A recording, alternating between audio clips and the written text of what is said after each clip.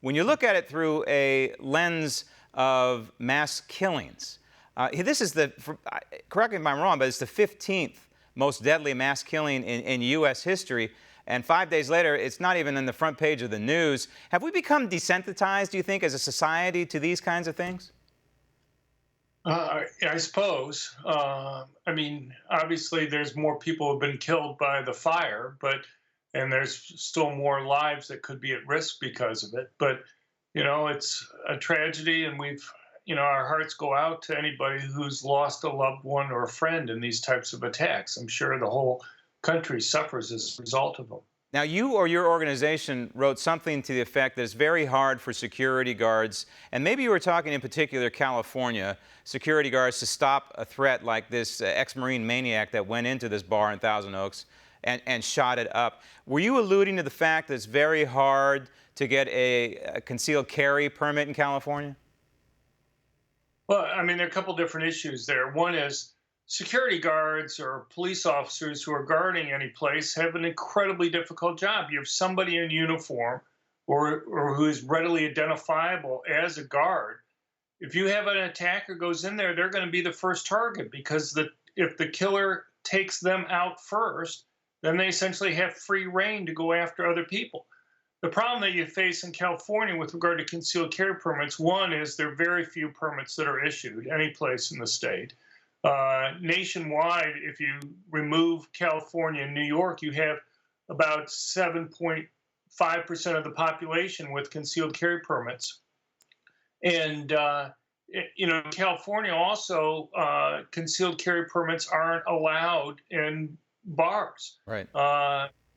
California is one of 11 states that bans people with concealed carry permits from being able to carry their permanent concealed handguns in bars. And the idea is a good guy with a gun could potentially stop a bad guy with a gun. But the mainstream media is out there distorting mis- and disinformation left and right on whether the United States is this killing field, if you will. The number of mass shootings in America, 1998 to 2018, according to your research, there was a spike in 2012, as you can see from the chart.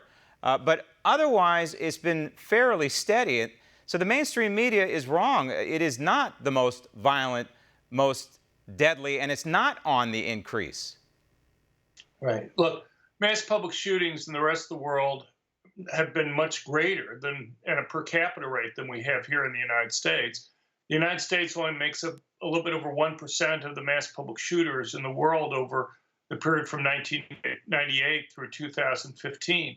But even more, it's increasing much faster in the rest of the world. As you say, we've been relatively flat. There's been some increase, but it's not particularly large. I mean, the rest of the world's shootings been increasing about 3 times faster over that 18-year period of time than we've had increases in the United States. So the United States is relatively safe in terms of mass public shootings, even compared to much of Europe. You look at countries like France or Norway or Finland or Russia, they have murder rates from mass public shootings that are all at least 25% higher than what we have in the United States. And we should point out that most of those countries have strict gun controls, and they certainly don't have a Second Amendment.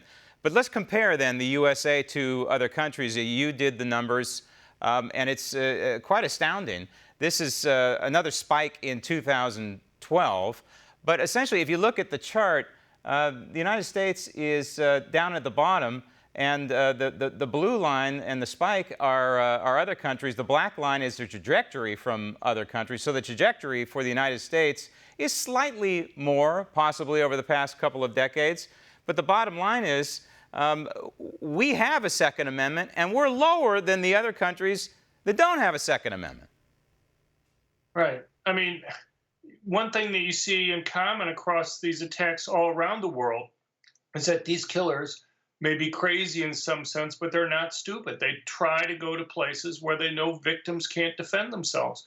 All the mass public shootings in Europe and about 98% of the mass public shootings in the United States keep on taking place in those areas where victims can't defend themselves. They know the longer it takes for somebody with a gun to arrive at the scene, the more people they're going to be able to go and kill. And, it's just not the statistics. Anybody who reads the diaries or other statements that these killers leave knows that they are purposely picking places where victims aren't able to go and defend themselves. And when we look at ideology and the reasons behind these shootings, the bottom line is worldwide over the past, couple, 3 decades, it is the ideology of Islam that has driven 23 of the 25 worst mass killings in world history since 1970. So it's something to consider when we talk about these gun numbers. John Lott, thanks for the research. Want to see more videos like this? Click on the link below and subscribe to One American News on YouTube, and call your cable provider and kindly demand that One American News is added to your lineup. Call and subscribe today.